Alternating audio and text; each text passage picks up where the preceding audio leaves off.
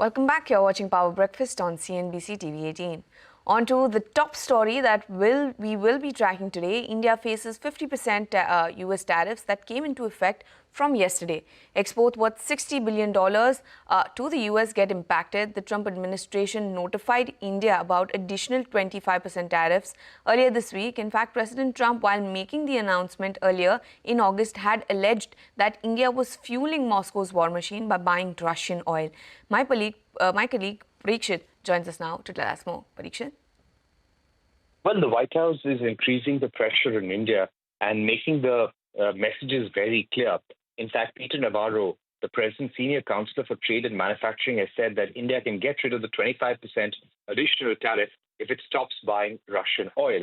So this is a very clear statement demanding India to stop buying Russian crude oil and gas.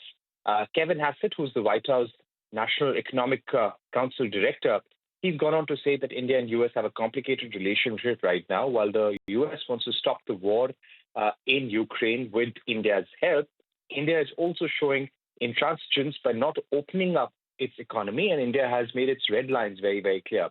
And he also says that if India is not going to budge on trade, then President Trump will not either. So strong messages coming in from the U.S. government there.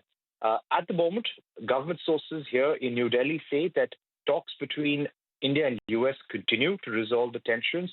We're still looking out for a way to put a pause on the additional tariffs.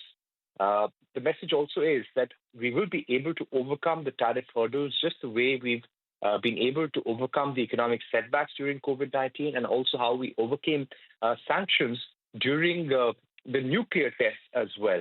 So the message is we will emerge stronger, we will be able to absorb the hit, and there will be sector-specific concessions that the government will consider. In fact, daily meetings are taking place at the Ministry of Commerce to understand what the problems are that the exporters are facing. Having said that, the Finance Ministry has warned that while the immediate impact of U.S. tariffs may appear limited, but secondary and tertiary effects will pose challenges in the coming few months. Given the importance of the U.S. market for India's exports, the uncertainty would affect the Indian industry unless it is resolved. So there will be an impact on business confidence, investor sentiment as well.